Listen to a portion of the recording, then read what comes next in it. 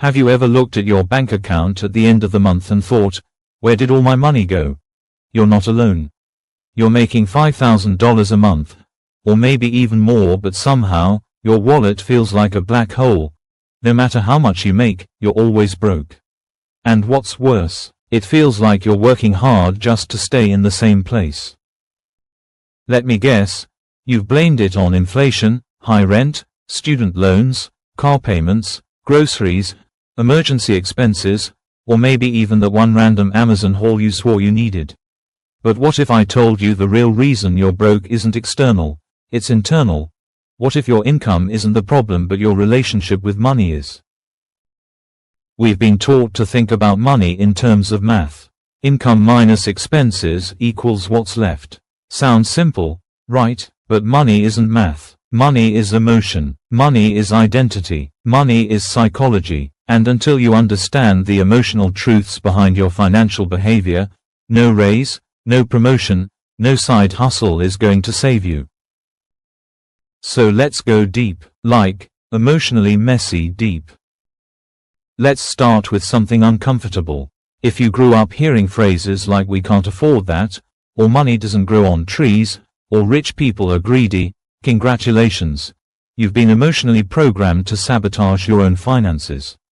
I'm not saying that to be mean. I'm saying it because the stories we were told about money when we were young become the operating systems for how we treat it as adults.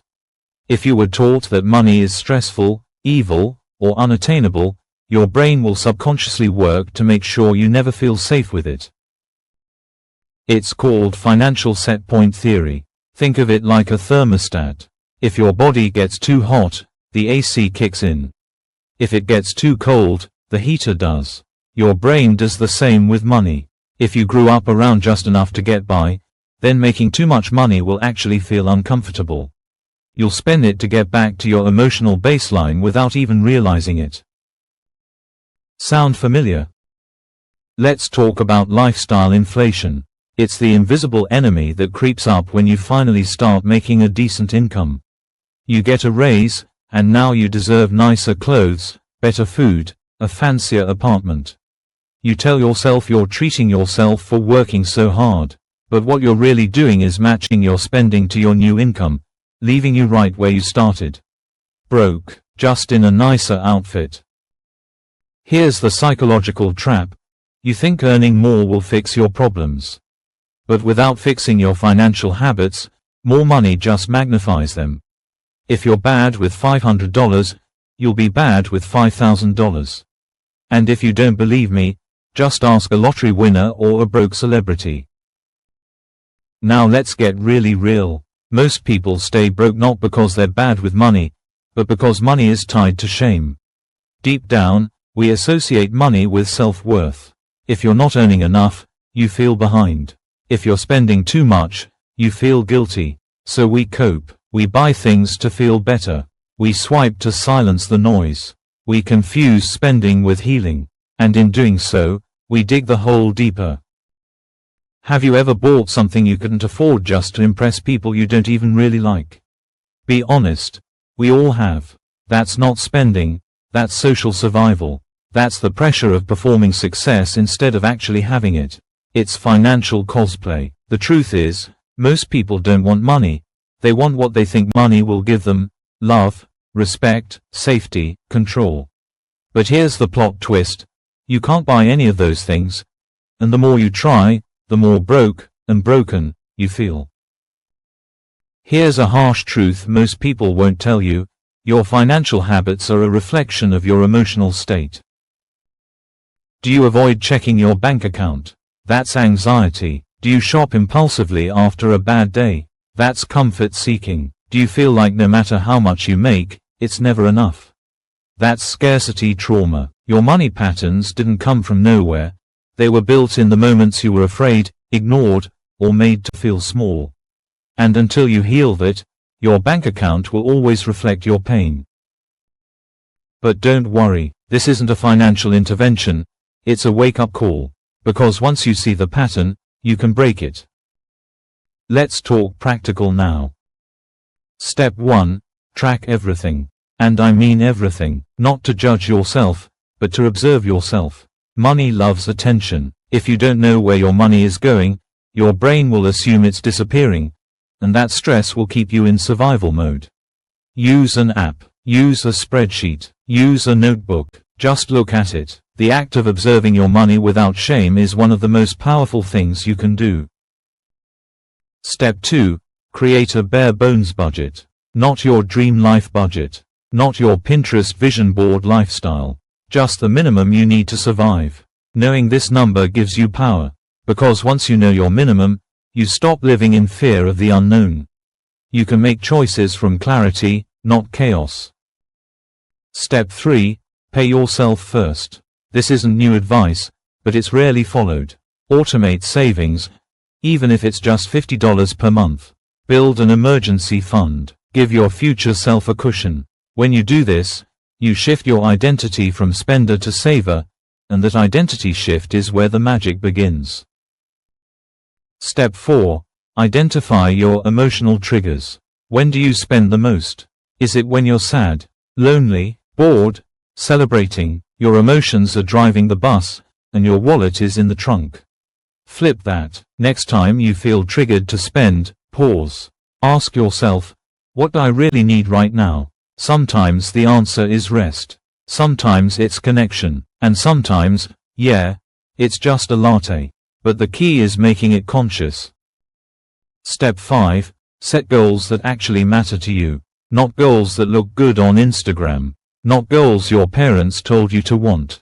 Your goals. Maybe it's becoming debt-free. Maybe it's moving out of your toxic roommate situation.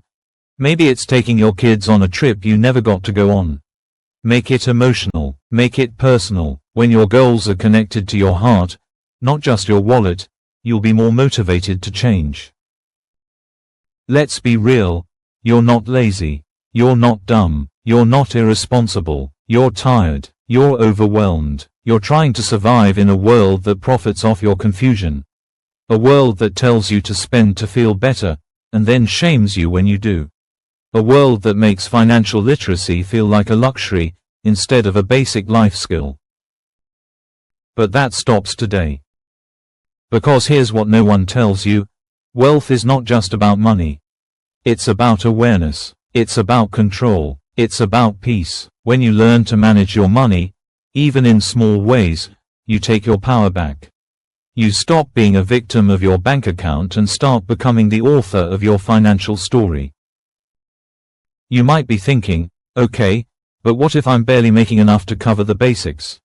Fair. In that case, your job isn't to budget harder, it's to get angry. Angry enough to advocate for yourself. To ask for that raise. To leave that toxic job. To build that side hustle. To stop settling. You don't have to be stuck forever, but you do have to take responsibility for getting unstuck. And let's not forget, making $5,000 per month doesn't mean you're bad with money if you're struggling. It means you've been thrown into a system that never taught you the rules. A system that markets debt as freedom. That makes luxury look like necessity. That sells you the illusion of wealth while draining your paycheck. But once you see that, you can stop playing the game, and start building your own. And speaking of building, start with just one small financial win per week. Cancel a subscription. Sell something you don't use. Cook one more meal at home. Call your internet provider and negotiate. Transfer $10 to savings. These small wins stack up, and more importantly, they start to rebuild your self-trust. That's the real currency. Let's zoom out. Imagine yourself 1 year from now. You've paid off a chunk of debt. You have a small savings cushion. You feel confident when someone says let's split the bill. You no longer feel panic when your card declines. You sleep better. You breathe easier. That future, it's not a fantasy. It's waiting for you to make one decision today, to stop being broke in your mindset. Because here's the truth, financial freedom doesn't start with money. It starts with self-worth. If you don't believe you deserve peace, you won't pursue it. If you don't believe you're capable, you won't try. If you don't believe it's possible, you'll stay stuck. So this video, it's not just a reminder of why you're broke. It's an invitation to heal. Heal your relationship with money. Heal your sense of enough. Heal the part of you that thinks struggling is noble and thriving is selfish. It's not. You are allowed to be free. You are allowed to be safe. You are allowed to have money and not feel guilty about it. And just in case no one's ever told you this, you are not behind. You are not broken. You are just waking up. And waking up is the first step to changing everything. If you've made it this far, this wasn't just another video in your feed. This was a turning point. The moment you stopped settling. The moment you stopped blaming yourself. The moment you decided to get curious instead of ashamed. That decision, that's wealth. So the next time you wonder why you're always broke, even when you're making $5,000 a month, remember this. It's not about the money. It's about the meaning. It's about the patterns.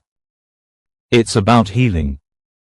And most of all, it's about choosing yourself, again and again, until your money finally reflects who you truly are. Thanks for watching.